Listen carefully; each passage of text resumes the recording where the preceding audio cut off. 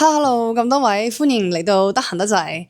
咁啊，聖誕快樂就過咗啦，咁啊新年進步啦，差唔多啦。OK，咁啊好耐冇見，集都話好耐冇見。咁今日就一開波就嚟啲冇咁悶嘅嘢先啦，因為跟住我哋要講書啊，應該都幾悶嘅。咁但係如果你瞓唔着，你就可以繼續聽落去。OK，好啦，咁我哋今日開始做啲咩咧？我想教煮餸。我遲啲要同個女咧做個 lunch box 啊，咁啊，所以咧就諗緊啊帶咩頭盤俾佢好咧，咁咧我就決定咧做呢個嘅 cauliflower。咁啊咩嚟嘅咧？啊大家去食 buffet 嘅時候咧，有好多西式咧嗰啲凍盤啊，係一啲三文魚醃起咗嘅。咁點解要做呢一件事咧？我冇可能俾佢帶魚生翻學校噶嘛，魚生唔係好安全，而且咧好多蟲啊嘛。咁所以我唔想去食呢啲喎，咁所以而家咧就喺屋企咧整我哋喺法國好興食嘅呢一啲頭盤啦，就叫做 cauliflower。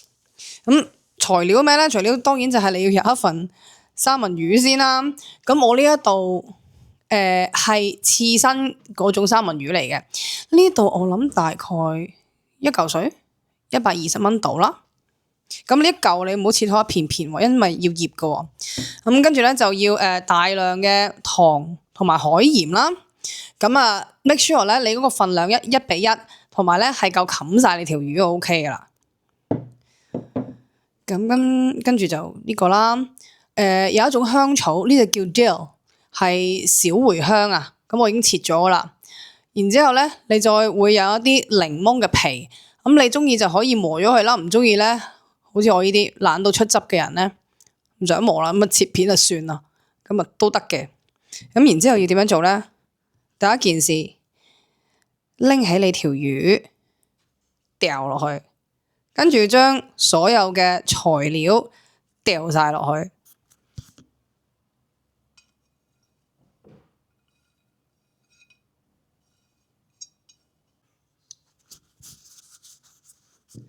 好啦，如是者咧，你將頭先我俾你睇嘅嘢，所有嘢撈埋一齊，撈勻佢。咁咧，你記住咧，就一定要擁實條魚。咁啊，頭先唔覺意啦，就擺埋啲帶子嘅刺身落去，因為仲有鹽同埋糖咧，就唔好嘥啦。咁你咁樣醃佢咧，佢又會有小茴香嘅味啦，又會有檸檬味啦，又甜又鹹咁樣啦。最緊要係咩咧？你醃完之後咧，佢食落去咧係有啲脆脆地嘅，就好似咧。大家去食 buffet 嘅時候咧，有啲醃過醃過嘅魚咁樣咧，係西式嘅。咁啊，逢係魚生類嘅嘢咧，你都可以擺落去噶啦。咁大家就會發覺咧，啊，如果咧你咧想自己都帶 home lunch 咧翻 office 食嘅時候咧，又唔想用佢個微波爐咧，呢一個菜式咧都係完美嘅，我嚟做頭盤。點解咧？因為冇菌啊嘛。你揾咁大量嘅糖同埋醃咗之後咧，嚴格嚟講條魚係一個木乃伊嚟嘅。咁啊咁殺菌嘅情況之下咧，你就容易啲可以擺喺個 lunch box 嗰度拎翻 office 食咯。咁點解係殺菌咧？嗰個原理係因為 osmosis， 即係呢個嘅滲透作用啊。因為咧，你將裏邊嘅細胞以及所有俾鹽封住嘅嘢嘅水分扯咗出嚟嘅時候咧。咁其實就蛇都死啦，所以同鹹魚啊呢一啲醃過嘅魚啊，又或者用糖醃過嘅乾果咧，佢哋唔腐化咧，嗰個道理就係一樣啦。That's why 咧用 osmosis 滲透作用嘅話咧，咁你就可以好放心咁樣 preserve 啲食物啦。但係反過嚟講，咁如果嗰條三文魚唔係食物，係你嘅血管咧？點解大家成日都搏老命咁要撳低啲血糖啊？成日都話要少鹽少油啊咁樣，唔可以食咁多卡嘅，唔可以食咁多碳水化合物嘅。如果唔係血糖高好危險啊，因為心血管嘅疾病啊、心臟病啊會大大增加嘛，嗰個機會。咁其實同 osmosis 個作用都係一樣嘅啫。點解啊？因為你啲血咪好結咯。咁你啲血好結嘅時候，咪醃到你嘅心血管都乾乾地、脆脆地啦。好，咁呢一個咧，擺入雪櫃嘅時候咧，就要擺10零20個鐘度啦，擺過夜啦就一定要。depending on 你條魚有幾厚，我呢個情況咧，我點樣都會擺佢15-16個鐘頭噶啦。咁啊，你最好唔好整一片片嘅魚生啦，如果唔係咧，唔夠10個鐘咧，佢硬晒噶啦，而且係鹹得好犀利，十分入味就唔係好好食嘅。咁我呢個狀態咧，其實咧48小時後食咧，當然你要整走咗啲鹽糖啦，咁樣片尾再教你點樣做。OK， 咁而家我哋翻去正題先。好啦，咁樣醃好隻咖喱咧就開煲啦。我哋要等過夜啊，因為咁啊片尾先至有得睇，好唔好食咁樣啦。咁所以而家就講下啲正經嘢啦。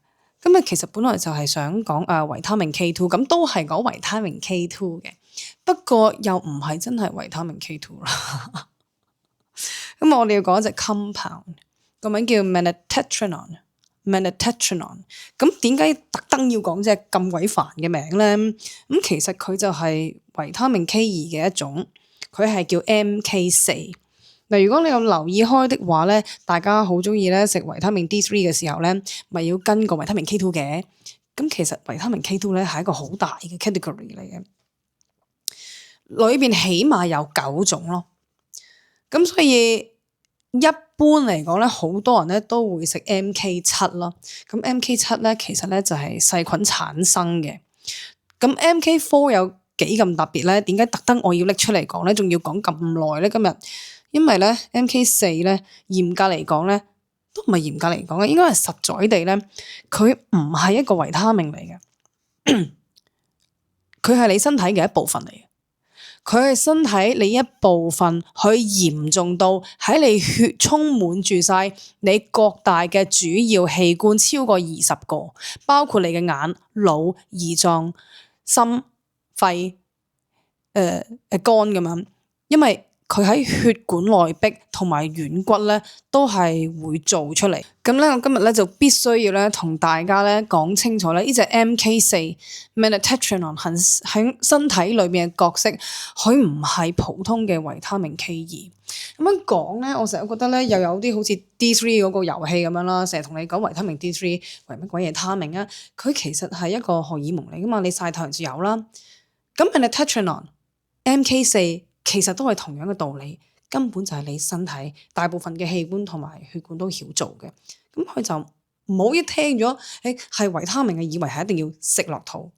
咁但係而家問題嚟啦，今日要講嘅就係 for some reason， 我哋身體裏邊缺少咗呢樣嘢，會發生啲乜嘢事？咁首先講啦，其實咧你係必須要食維他命 K1 落肚咧，你嘅身體先至識得做 MK4 嘅。咁 K1 其實就喺大量嘅深綠色蔬菜裏邊。咁但係今時今日，尤其是上咗年紀啦嚇，過40歲啊，甚至乎過更年期啊咁樣啦，男士一樣啦。有幾多個食到咁多菜啊？有時唔係你唔想食啊，係你根本消化唔到。咁你又胃痛啦，又便秘啦。Provided that 呢啲深綠色蔬菜裏邊，佢喺泥土裏邊係可以得到維他命 K1，否則咧你就會唔夠用啦。咁如果唔係咧，你就要食動物性嘅 MK4 啦。搞唔咁複雜，即係做乜嘢咧？係咪就咁叫你食就得咧？No， 我係想今日同大家分享一下成件事喺體內嘅機制對你嘅身體健康有幾咁舉足輕重嘅重要。咁啊，前幾日咧，聖誕節啊嘛，依家係咪？咁我走咗去同朋友唱 K 啦。咁我咧就遇到一個減緊肥嘅朋友，就諗住同佢講，不如你試下食 Manitetranon 啦。咁佢係咁樣答嘅。鬼識咩呢啲？咁啊專有名詞，聽完之後點知你講咩啫？咁，Well， 我依然唔係揾呢隻字嚟答你，而係個重點係，我叫你食維他命 K2咧，你就算去 AI 同你打隻字打 Manitetranon 落去咧，會出2個截然不同嘅結果，會引致到你做錯 judgment。點解會咁樣咧？好多時候咧，你出去上去 YouTube 又好啊，或者其實你而家上 AI 都好啦，佢哋咧係會叫你食 MK7嘅，包括好出名嘅伯格醫生。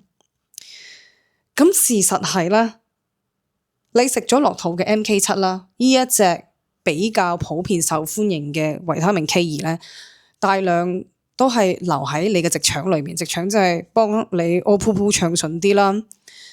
佢係做唔到 MK4嘅 function 嘅。啲人就話啦，MK7咧係 far more superior。點解？因為佢穩定啲，我留喺人體內耐啲，咁啊梗係耐啲啦。因為你 MK7咧，如果你嘅身體真係要攞嚟用嘅話，佢要處理多次，要剪短啲㗎。嗱，你 MK 後面跟嗰個數字咧越大咧，即係嗰分子就越長。你一定要係去到 MK4啱啱好咧，先至用得到啊！用嚟做咩啊？MK4咧就好似你平時聽到咁樣啦，就係維他命 K2咧，可以幫你將軟組織裏面嘅鈣質帶走，送翻入骨。咁於是咧你就骨骼強壯，然之後咧啲軟組織咧又短短好軟，好個 function 好好噶嘛。咁但係事實係咧，你嘅身體有得揀咧，都用維他命 K1啦，用乜鬼維他命7啊？MK7啊？MK7多數都屙翻出嚟，咁所以咧，咁你食咩supplement咧？supplement其實你應該要一次中的啊嘛，你一嘢就中，就係等你嘅身體、你嘅心肝脾肺腎、你嘅大腸小腸唔使消化，你唔使辛苦你嘅身體都可以得到佢嘅營養，要佢即刻做得到嘢，即刻用嘅，咁先至係 supplement 啊嘛，係嘛？咁如果唔係食納豆啦，MK7喺邊度嚟㗎？喺所有發酵嘅食物裏邊咧，都有好豐富嘅 MK7，包括酸菜、泡菜、納豆、kombucha 等等。點解要買 supplement 食咧？係嘛？咁但係 MK4咧就唔同啦。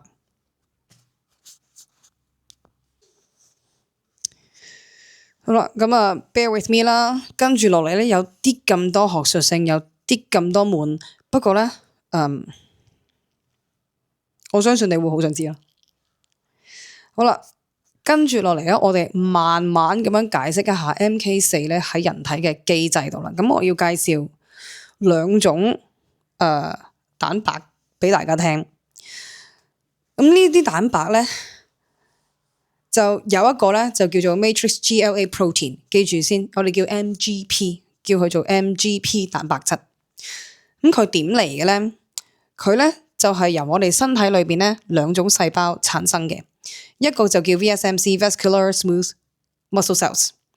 呢一隻 VSMC 咧就存在於血管內壁裏邊嘅細胞，係你全部嘅血管內壁嘅細胞都曉產生呢一隻蛋白嘅，呢一隻蛋白叫 MGP。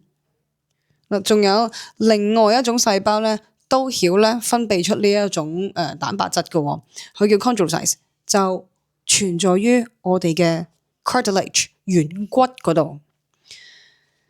咁佢哋整呢隻蛋白嚟做咩咧？講多一隻添啊嚇！仲有一隻 osteocalcin 咧係喺骨裏邊做嘅。喺骨裏邊嘅時候咧，佢係一種蛋白嚟嘅，但係喺骨外邊嘅角色咧，佢非常之得意，就係一種荷爾蒙嚟嘅。佢中意走去邊咧？佢中意走去胰臟嗰度。咁啊，記住先咯，兩隻蛋白，一隻咧就係血管內壁嘅 MGP， 軟骨都有；另外一種咧就叫做 osteocalcin， 呢一種又係蛋白又係荷爾蒙啦。佢哋喺度搞乜咧？佢哋咧原來咧係會捉實啲鈣質嘅。你個身體咧搞咁多拎拎查查咧，似乎非常唔中意有啲鈣質黐實我哋任何嘅身體組織。咁所以呢就捉實佢，捉實佢之後，我嚟做咩咧？放入骨咧，咁啊大家都開心啦，係嘛？咁你骨骼就強壯啦。最緊要就係咩？唔好將啲鈣質同埋呢啲蛋白捉實咗鈣質嘅蛋白啦，呢兩隻咧留喺血管嗰度啊嘛。如果呢啲蛋白質捉實咗個鈣質之後咧，就留咗喺血管啦，留咗喺你個軟骨啦，留咗喺你嘅胰臟度嘅時候，會發生啲咩事咧？呢個咧就係我哋嘅軟組織，我哋嘅內臟鈣化嘅過程啦。抌咗喺度嘛？嗱，個重點係咩咧？個重點就係原來咧呢啲細胞產生完呢一種咧識得捉鈣質嘅蛋白質之後咧，佢就咁瞓喺度，即係佢哋係就咁掉喺街度，隨處就係咁掉喺度，冇錯。你嘅肝啦、腎啦、血管裏邊啊、眼啦、腦啦，都會俾呢啲捉實咗鈣質嘅蛋白充斥住咯。點解會有呢啲情況？有呢啲情況嘅時候咧，我哋個人咧就會慢慢鈣化。咁所以其實衰老咧，根據咧David Sinclair 講，David Sinclair 咧係一個哈佛嘅專係研究 anti-aging 嘅教授嚟嘅。佢就話咧，當我哋嘅細胞忘記咗佢哋自己係邊個嘅時候咧，就係衰老啦。咁我覺得呢一個發現咧，即係跟住落嚟我講嘅嘢咧，其實係同佢嘅睇法呼應。因為當你嘅細胞鈣化咗之後會點啊？你就係慢慢變一嚿石，你嘅血管就會變得好脆啊，脆卜卜，失去咗彈性，咁會點咧？咪爆咯！呢個就係個重點啦。咁 in order to 去救你咧，咁你個身體咧就有好多膽固醇啊，同埋肥膏咧，同你黐鬼實嗰個已經鈣化咗個位，等你唔好爆血管。冇錯，塞血管嘅其中一個原因就係咁嚟嘅，係因為我哋嘅血管鈣化咗，失去咗彈性，以及引致於其他內臟都鈣化，引起發炎。你嘅身體唔想你爆大鑊，就黐實咗好多肥膏同埋膽固醇啦。內臟長期發炎嘅脂肪，其實就係咁樣嚟嘅啦。咁到底你嘅身體製造 Minettetranon MK4 係愛嚟做咩咧？其實佢角色咧就好比一架貨車，將呢啲已經捉住咗鈣質嘅蛋白咧就送入骨。原來佢哋係唔識得自己入骨噶，佢哋係人送噶，所以你全身超過20嘅器官，包括你嘅血管，都必須要做呢一啲蛋白出嚟，捉實啲鈣質，然之後一次過咧就俾 MK4 咧就送入去骨裏邊。保持你嘅軟組織、你嘅血管有彈性同埋鬆軟啊！好啦，今日 supplement 咧係一個極度巨型嘅以 billion 計嘅大市場啦。咁啊，大家都識好多啦，我相信。咁你無非都係想自己繼續保持健康同埋醒目啫，係咪先？咁但係如果唔去真實咁樣由底層，由最基本嘅嘢了解我哋嘅身體運作咧，你好容易做錯決定。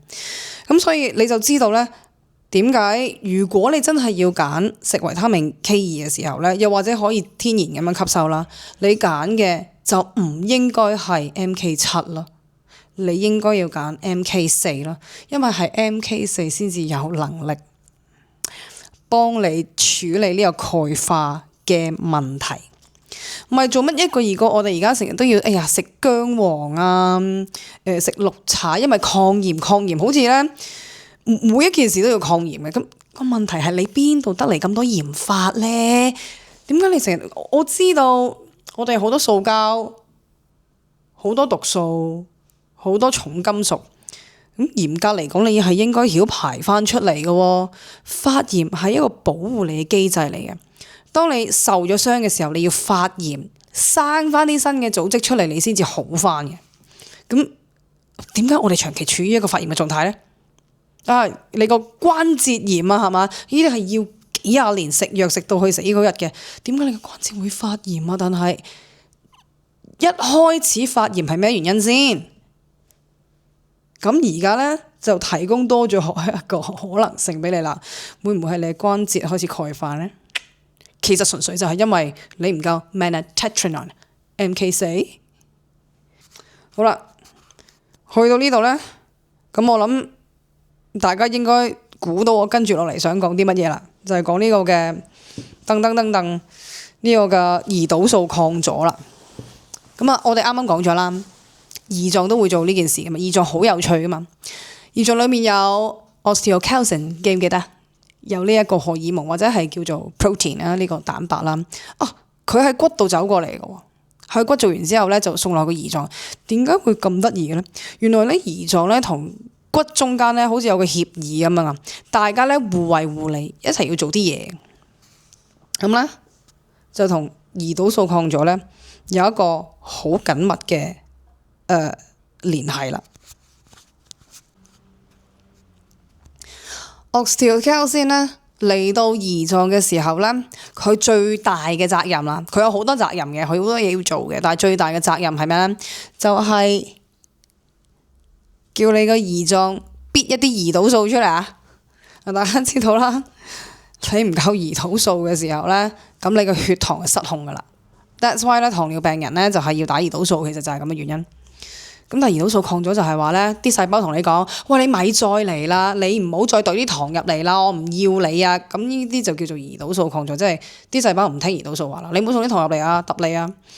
總之唔好過嚟，咁胰島素就好灰啦，唔可以點啊？將佢收起，然之後愛嚟變肥膏啦。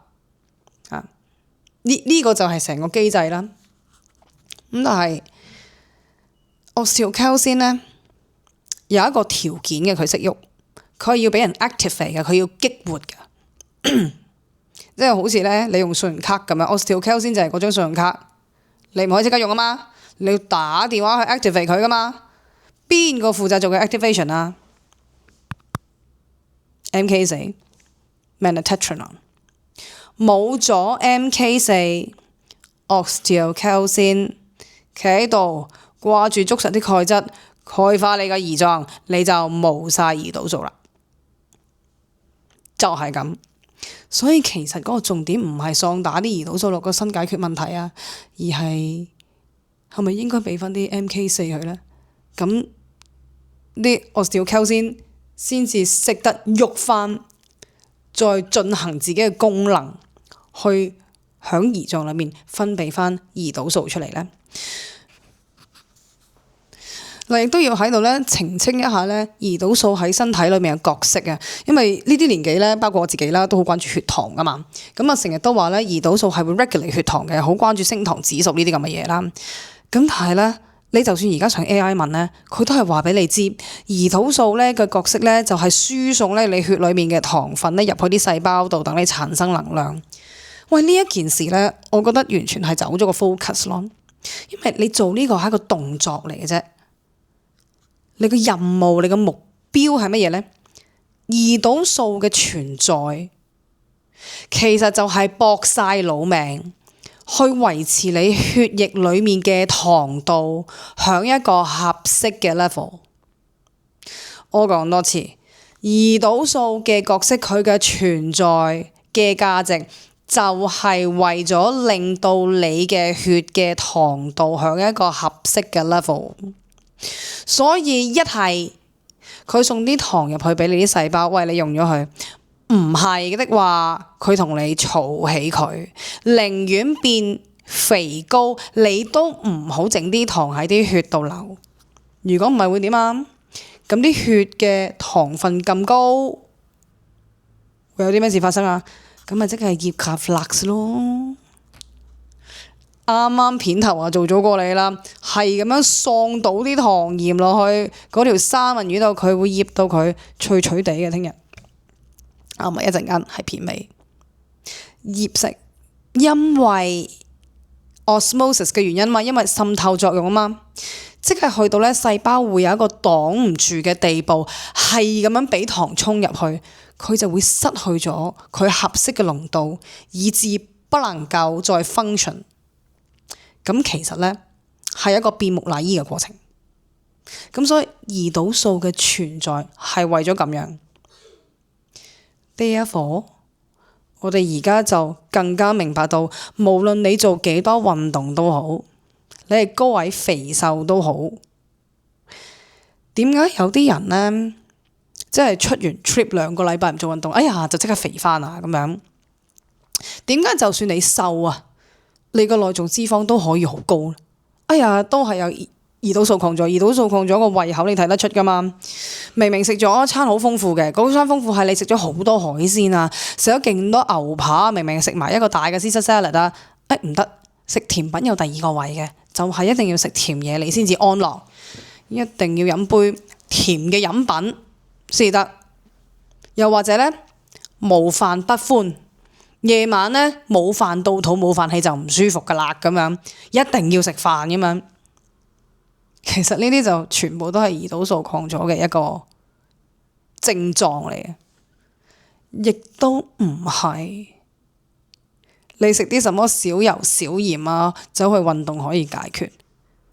好有機會係因為你缺少咗 Magnetetron， 正在鈣化嘅各個器官，尤其是係胰臟。點解呢？因為呢，如果你有足夠嘅 MK4 的話呢，最高嘅濃度嘅兩個地方，一個係胰臟，一個係腦部。唔夠 MK4，胰臟呢係好受影響嘅。而當你唔夠 MK4 嘅時候呢，唔單止胰臟分泌胰島素會出現咗問題啦，你會有 insulin resistance 啦，會有胰島素抗咗啦。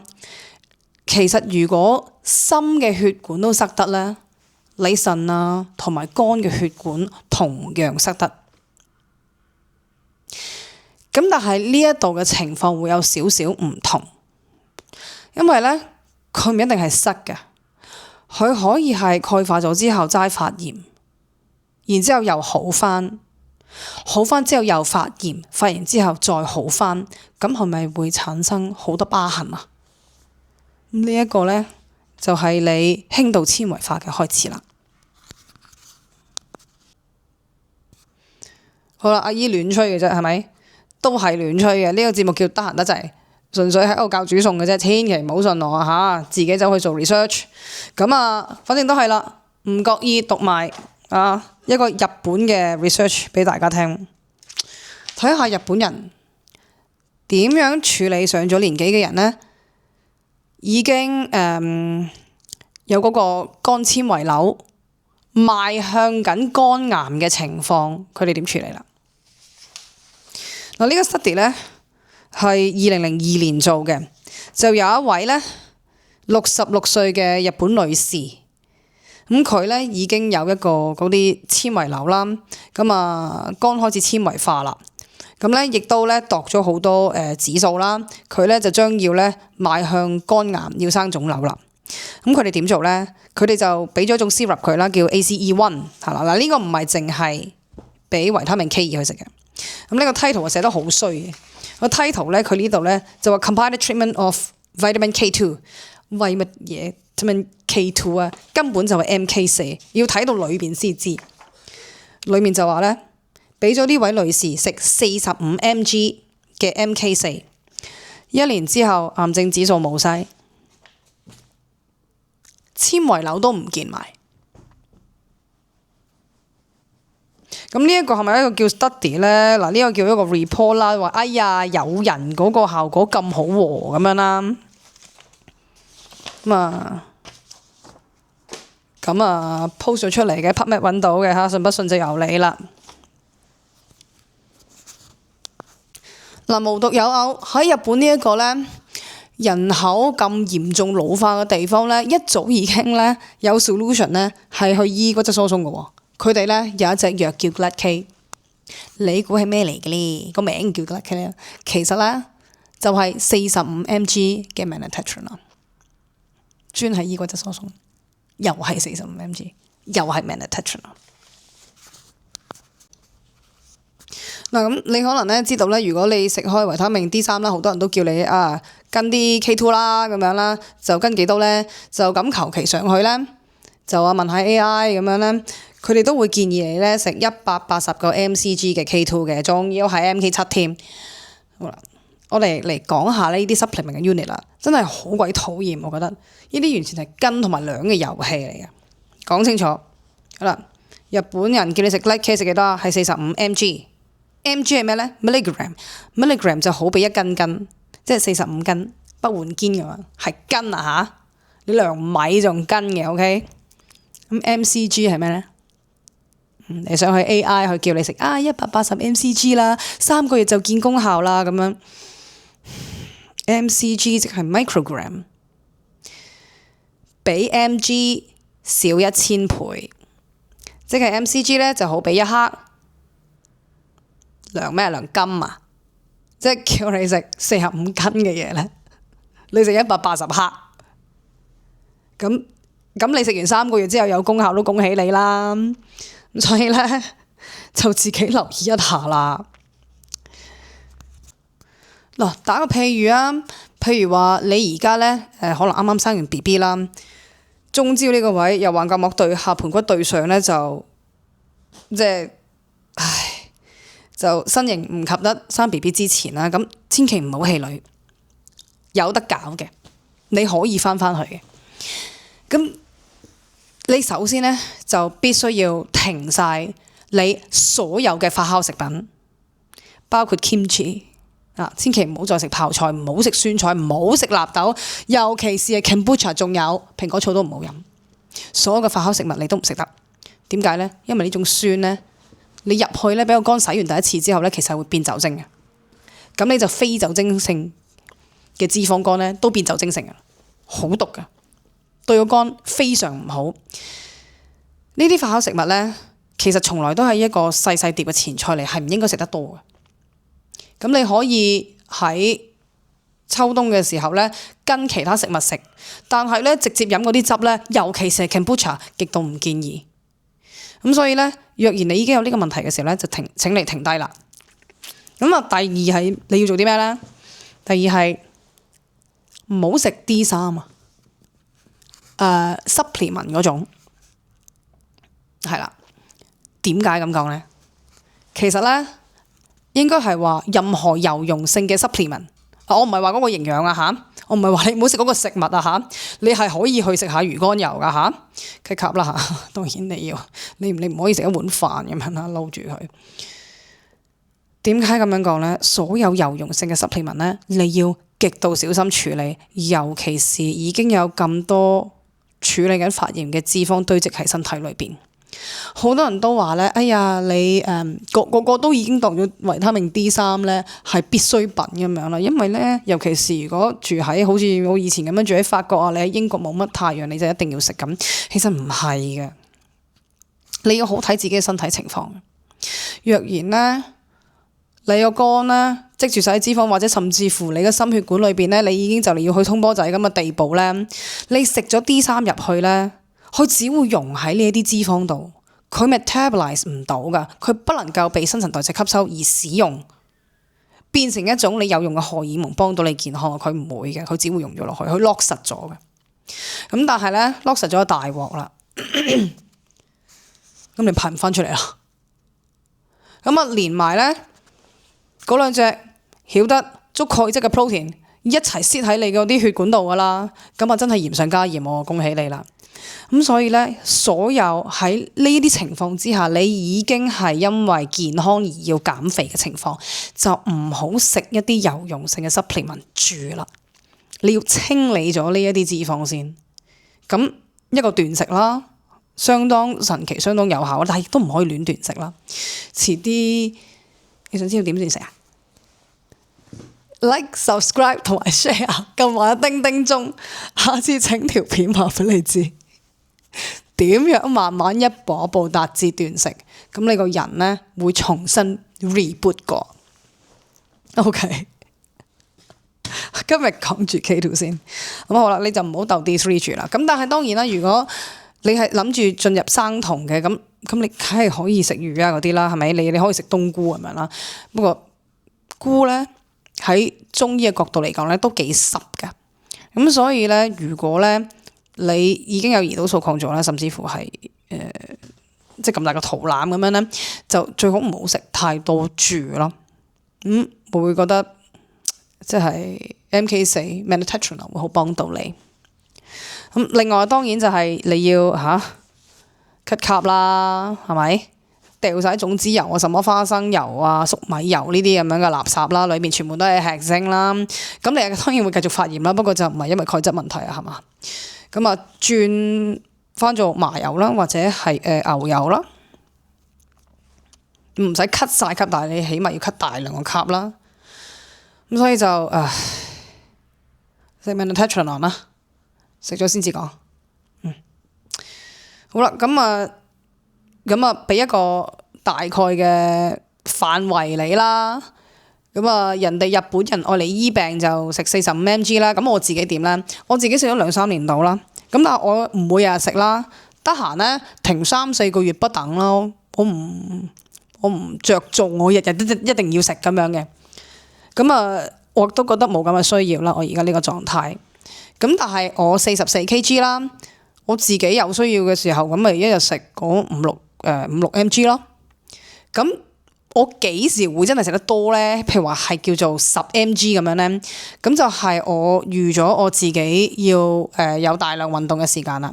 咁我係一個唔多喐動嘅人嚟嘅，即係行下上下落下斜咁樣咧，你1粒鐘咁行路冇會啦。但係嚟我俾個例子你啦，上年咧我就 join 咗個團去埃及。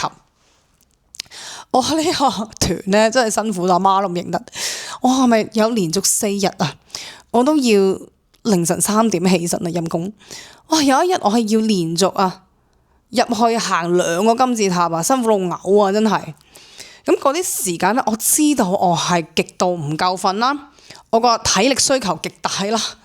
我咁樣做嘅時候咧，我就要一日咧差唔多食咗成10至12 mg， 我先要頂得順。我決定以後我跟團咧，我要問清楚佢幾點起身，我先至會再。好慘呢個團，跟住哇搭來回啊，要6個鐘頭去一個地方咧，但係你只可以停1個鐘咁樣咧，你已經係呆呆地啦，因為咁呢個年紀冇覺瞓係好想死嘅。咁但係咧嗰次係出咗個問題，我未試過食咁高嘅劑量。唔想啦，去到中間嘅時候有啲咩唔舒服，慣低有人湊我，咁啊所以死頂啦。咁但係差唔多係咪去到第5日度，我即刻就停咗啦。點解咧？因為我瞓唔着。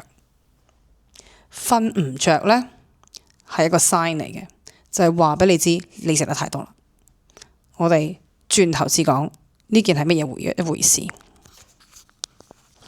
好啦，你唔想食 supplement 嘅，有冇一啲天然嘅食物會有 Manhattan 啦？鵝肝啦，鵝肝動物咧肝臟比較豐富，但係嗰隻動物要食草咯。唔食草就冇乜噶啦。你知道而家好興谷飼牛噶啦，咁你食嗰隻鵝肝咧都幫你唔到噶。唔食草咧係冇乜Manhattan 嘅。如果唔係嘅，你就算揀牛油，你都要食草飼牛油咯，咁你先至會有啦。如果唔係嘅話咧，你又覺得自己身體都幾健康啊，冇乜問題啊，咁你不如直接食翻維他命 K1 啦。維他命 K1 喺邊度啊？深綠色嘅蔬菜就有啦，卡油啦，芥蘭咁樣啦。咁如果唔係咧，香草嚟講咧 ，parsley 番西咧嗰個濃度就好高嘅，咁所以咧你就可以懟啦，日喺度煲嗰啲番西湯啦，加埋豆腐咁樣啦，咁都可以俾到 Manhattan 呢個 MK4 嘅原材料你，然之後等你個身體自己搞掂咁樣啦。咁好啦，MK4 咧就遠遠唔止咧，就防止你鈣化咁簡單。無論咧你有幾瘦，你嘅身材幾好幾大隻，外表 keep 得幾好都好啦。我諗冇人唔同意嘅就係有啲乜嘢事驚得過個腦出事啊！我而家搭小巴咧，見到好多咧嗰啲咁樣嘅海報咧貼喺嗰個凳背度咧，叫人去驗下有冇早期老人痴呆，大佬。即係咧，好似我呢啲咁樣咧4字頭咧。我身邊已經唔少朋友開始有長期病，咁啊連老人痴呆都要驗埋，我唔知道而家發生啲乜嘢事，點解去到咁嘅地步啦？咁啊，即管我就走咗去問下 AI，到底 Manhattan 喺呢個腦度有啲咩要做？唔問就由自可，一問呢，我諗你點樣都應該要知啦。原來呢，佢話呢 MK4 呢。佢嗰個 brain primarily 會 prioritize 最主要用utilize MK4 a form of vitamin K2 for critical structural and protective functions. It is the predominant form of vitamin K found in brain tissue. 即係話 MK4 咧係你個腦裏邊最主要嘅維他命 K， 而佢有住舉足輕重嘅影響，因為佢主要係愛嚟建立你個 structure， 你個結構啊，你個腦部結構啊，係去到咁嘅地步。呢個已經遠遠比防止你鈣化緊要啦，係嘛？咁佢喺度做乜嘢咧？佢話好緊要嘅就係愛嚟做你嗰啲 brain cell membrane 啊。一個細胞咧係一個細胞膜包住嘅，咁你見到一個圓碌碌咁樣啦，外面嗰個牆咧就係一個細胞膜嚟嘅。呢個細胞膜咧係要一個咧平衡嘅一啲油脂啦。原來咧嗰個 integrity 啊，實唔實正啊？你個細胞膜係你夠唔夠 MK4 決定嘅。咁所以咧佢喺個腦嗰度咧係負責你神經元嘅呢種細胞嘅細胞膜咯。我唔知道點解咁緊要嘅事冇人講，難以置信。仲有 cell survival 啦，就係佢可以延長你神經元嗰個生存時間，冇咁易死啊！有呢個嘅myelination 啊 ，myelination 係咩咧？佢要做嗰個myelin sheath啊。即係話咧，我哋個腦咧係好似有好多電線咁樣噶嘛，所有嘅神經連住。咁但係呢啲神經咧喺度互相咧交換咧呢啲電子嘅時候咧，外邊係要有一層咧肥膏包住嘅，就等於我哋嘅電線都要有一層膠包住裡面嘅銅線啦。如果唔係，你會漏電噶嘛。我哋個腦嗰個情況都係一樣，佢係需要你有 MK4。Metathetrone 去製造嗰個膠啊，嗰個包住你神經嗰一層肥膏啊，嗰個 lipid 啊，咁如果唔係你就走火咯，你個神經元嗰啲 electrons 就會自己周圍飛周圍爆啦。咁另外就係可以抗炎嘅呢一樣嘢。咁跟住 cognitive support 啦，好多 studies 咧。都 indicate 都話咧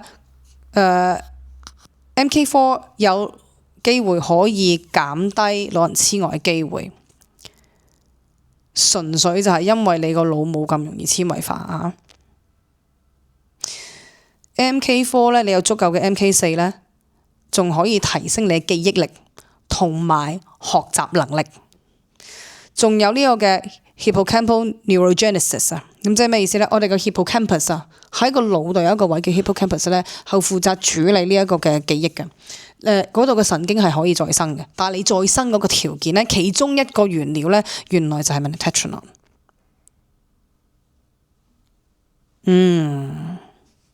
食唔食？而家仲好啦。人無論你個外表有幾好都好啦。咁努力去維持健康啊、減肥，好多時候咧，我哋擺好多個 attention 咧，擺好多個注意力喺外表啊，尤其是女士啦、皮膚啦。咁而家男士都好多健身啦。咁我哋又好驚脂肪肝啦，呢啲老其實冇咗你嘅 cognitive function， 冇咗分析能力，冇咗掌管情緒嘅能力。我諗點樣講咧？其他嘢都係比較次要咯。咁所以MK4 咧喺閣下嘅腦裏邊咧有住舉足輕重嘅地位，佢係繼胰臟以後咧濃度最高嘅地方，咁所以咧你就諗下你有冇咁嘅需要啦。咁至於你要食幾多咧，我點知咧？係咪先？一個20歲嘅人同一個85歲嘅人唔同啦，係咪？一個45 kg 同埋95 kg 嘅人都唔同。咁我就同你 share 咗咧我嘅體重咧，我自己點樣做啦。咁 so far 我就覺得幾舒服嘅。咁唔食嗰個 supplement 咪對下啲番西啦，係咪先？好啦，仲有另外一樣咧，男士女士都好注意噶啦。除咗你個腦之外啊，仲有邊度要做呢啲 MK4 咧，去維持運作咧？就梗係睾丸啦。你知唔知 MK4 喺呢個睾丸裏面做咩咧？增加你嘅 testosterone 啊，增加你嘅男性嘅荷爾蒙戀童素啊嚇，亦都有助男性嘅生育能力啊，咁好 make sense 啊，係咪先？咁如果你有睾丸鈣化咗，俾咗2粒石仔啊，真係幫你唔到啦，唔夠 testosterone， 俾啲 prolactin 啊，其他雌激素，因為點解？因為你個身體裏邊有好多廢嘅塑膠粒啊嘛，咁佢哋會扮雌激素啊嘛，仲會有一啲污染物咧，會影響到咧你腦裏邊一個 gland 咧，就會生產一樣叫 prolactin 嘅激素咧，會令到你甩頭髮，會有地中海嘅，知唔知道？純粹就係因為佢哋太過 dominant 啦，太過勁啦，咁你唔夠男性荷爾蒙啊，咁 MK4 幫你增加翻佢啦。卵巢一樣，喺卵巢裏邊咧 ，MK4 咧係幫手控制你嘅雌激素嘅，令你靚靚嗰個，亦都係令你嚟 period 嗰一個荷爾蒙叫 progesterone。咁但係如果 estrogen 咧，雌激素 dominant 嘅時候咧，咁啊好易生 cancer 嘅。咁亦都係有研究顯示咧，卵巢癌咧對 MK4 嘅 treatment 咧係特別敏感嘅 ，for some reason。咁啊，你又可以留意下，走去問下 AI，呢啲都係 AI 教嘅啫。咁啊，大家又可以打 Magnetetron 呢隻字入去 check 下啦。好啦，去到最後啦，都知道咁咧，就最緊要知道咧，就算食啊，如果你係尤其是你係揀supplement啦，咁你就一定要知道咧自己啱唔啱食有冇食過量。如果你係諗住食翻西咧，係懟啲維他命 K1 入去個肚度嘅時候咧，就 make sure 你冇脂肪肝，你先至做到呢件事嘅啫。點解咧？因為維他命 K1 咧係坐喺個肝度嘅。所以如果你個肝嘅 function 都唔好嘅時候咧，咁你唔使搞咁多嘢啦，你食鵝肝算啦，你係唔會有，你唔會夠噶啦 MK4 Magnetetron。咁如果食 supplement 嘅時候咧，你就必須要留意啦，乜嘢叫過量？每一個人嘅份量咧都肯定係唔同噶啦，你係一定要自己試嘅。咁但係有一個最簡單嘅 sign 咧，就係你瞓唔着。點解我咁樣講咧？因為咧，MK4 係做好多嘢啊，根本冇可能一個節目講得晒啊！真係。佢另外一個極度緊要嘅功能咧，佢係可以修補你壞咗嘅線粒體。嗱，線粒體咧呢一種 organelle 咧，其實就存在喺我哋細胞裏邊咧，專係我嚟製造能量啦。咁大家都聽好多嘅近年。咁但係咧年紀大咗有時候壞壞地，所以你要斷食。就拆翻開呢啲壞咗嘅線粒體啦，你呢啲死咗嘅細胞咧，然之後做翻啲新嘅，所以咧你成個人咧就會好似 revitalize 青春咗咁樣啦。咁但係咧唔係個個都做得到斷食咧，斷食係有一段過程要準備啊，尤其是身體唔係話超級健康。咁你食 MK4 落去咧，佢其實係幫你嗰個線粒體裏面咧遞翻啲電子嘅。線粒體裏面如果壞咗咧，佢傳遞電子咧嗰個過程咧出咗問題嘅時候咧，咁佢 sit 喺度，佢冇用噶啦，佢壞咗。MK4 可以幫你修補佢啦。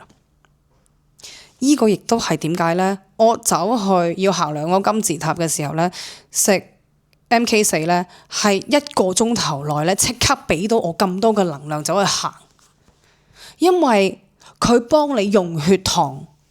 用你嘅儲存喺身體裏面嘅脂肪或者糖用得好好啊，可以修補翻你燃燒能量嘅線粒體，咁就可以短時間裏面好有爆發力，可以捱到成日啦。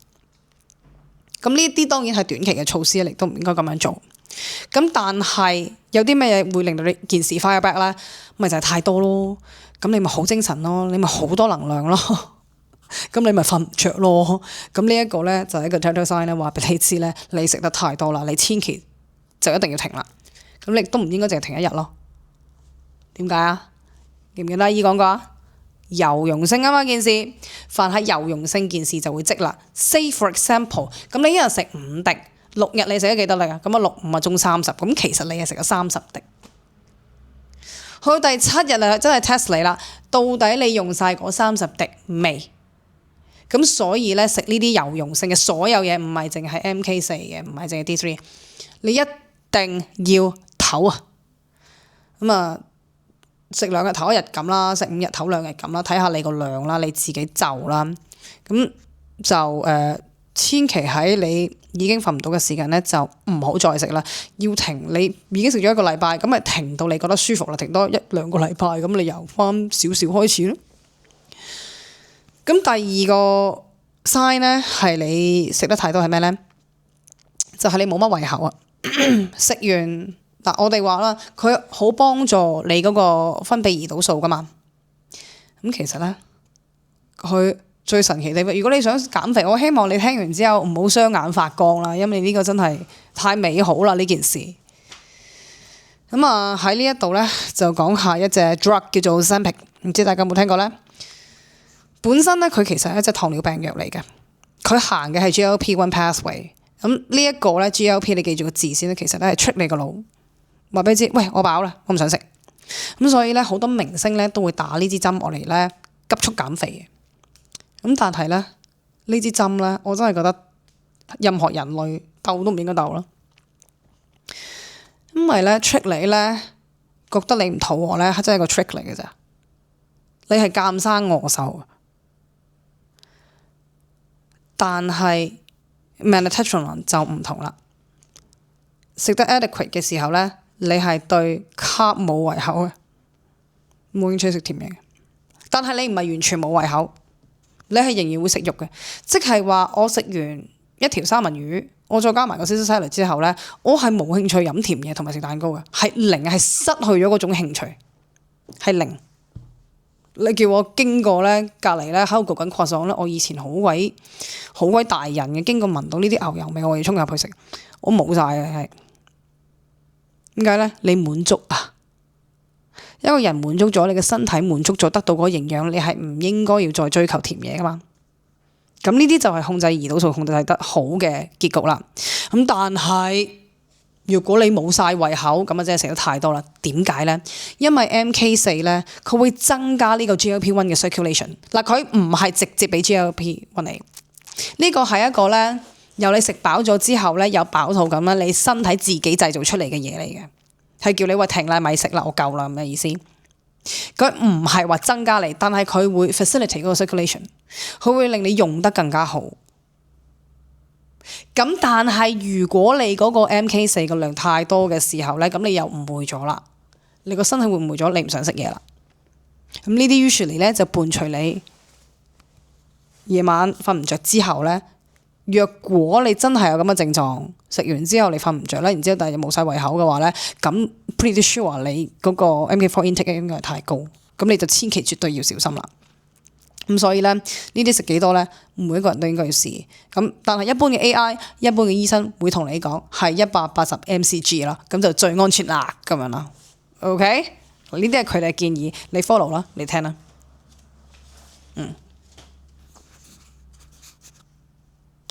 好啦，咁咧翻嚟個 Cornflakes 啦，就有得食啦。我哋雪咗24小時，咁我咧。尋日整完咗，醃好晒啦，用所有嘅醃料，包括 dill 啦、小茴香、檸檬嘅皮啦，咁你自己就你自己中意嘅份量啦。然之後咧就1:1嘅鹽同埋糖，但係最後我個女嘈冤巴閉咧，係搞唔掂，要加多咗幾羹糖落去醃嘅。咁你自己就嘅啫口味。咁個重點係咩咧？所有嘢撈勻晒咧，你係必須完整地甕實成嚿三文魚咯。你就唔好露出嚟，咪就唔成功同埋都唔衞生啦。咁好啦，而家咧咁搣咗個保鮮紙就咁掉入雪櫃就得噶啦。咁而家24小時啦，我哋嚟睇下個樣係點啦。哦，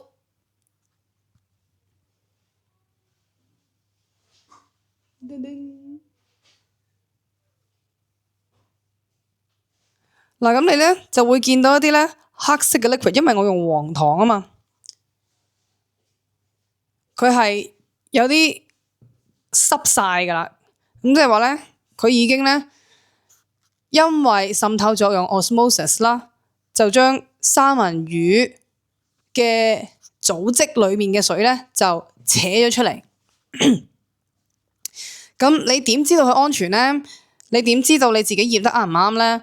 唔係淨係翁實佢咁簡單嘅，而係你好似我咁樣20小時之後咧，都仲係見到一粒粒嘅鹽同糖，咁你就放心啦。如果唔係咧，成烹咧已經係變晒水咧，變晒液體嘅時候咧，即係話咧，你應該落嘅醃料就唔係太夠啦。咁起碼我呢個狀態咧，你放心，佢應該入到去裏邊噶啦。我意思係嗰個 osmosis 嘅作用都入得到三文魚嘅裏邊，咁到咗蟲噶啦你。因為條蟲喺咁樣醃法咧，佢所有嘅細胞咧都因為 osmosis 嘅作用咧扯晒水出嚟，乜蟲都死。咁就係一個西式嘅一個三文魚嘅 dish 咧，一個 entrée 我哋叫做頭盤。咁而家咧，你就可以去攞啲食用嘅水咧，就清咗啲醃料佢，所有嘅糖同埋鹽咧，你要用水去洗走，當然就係用食用水啦。而你掂過水嘅呢一嚿三文魚咧，你就必須要今日食咗佢啦，就唔好再擺喺雪櫃啦。而如果你想留埋聽日食，即係48小時之後嘅咯噃，咁你最好切咗出去，就掃走咗外面嘅醃料，就包翻保鮮紙。即係話你唔好再俾多啲鹽同糖去醃佢啦，但係你都唔好鬥水。你鬥完水，你必須要即食噶啦。凡係醃嘢，水係最大敵人啊！咁你咧你可能切開嗰嚿啦，你掃走咗嗰啲糖同埋鹽啦，然之後咪包翻保鮮紙掉入去雪櫃咯。咁你食咧，你就必須要揾水咧啷清楚佢先，唔係你就一路喺度咬啲鹽同糖，咁你又唔係好想食噶啦。咁好，我而家去切咗佢試下先啊！好啦，搞掂啦。咁聽日 lunch 咧就有個頭盤啦，俾大家睇下先。啱啱咧就揾食用嘅清水咧洗走晒啲鹽同埋糖啦。咁而家就扮晒嘢咁樣擺啲香草啊、小茴香嘅面頭俾大家睇下啦。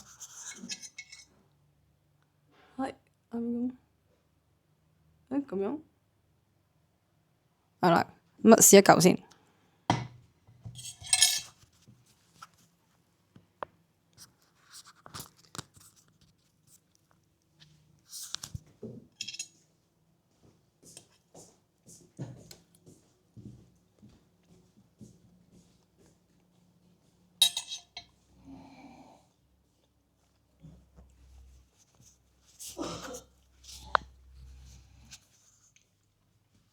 嗱，外面係好脆嘅，真係鹹嗰啲，我覺得可能要再落多啲黃糖。黃糖唔係好甜啊，因為海鹽鹹得滯，但係裏邊就軟嘅。咁呢一個情況咧，掃走咗嗰啲醃料之後咧，留到第二朝即係48小時之後都冇乜問題。你唔好再繼續醃佢咧，佢就唔會繼續鹹落去啦。咁所以就食就好啦吓。就千祈唔好容許自己嘅血管啊、你個肝啊、你個腎咧，就攞嚟做 cauliflower 啦。半你咪知。好，今日食完 cauliflower 咁啊，差唔多啦。祝大家新年進步啦，健健康康，恭喜恭喜！下次再見，拜拜。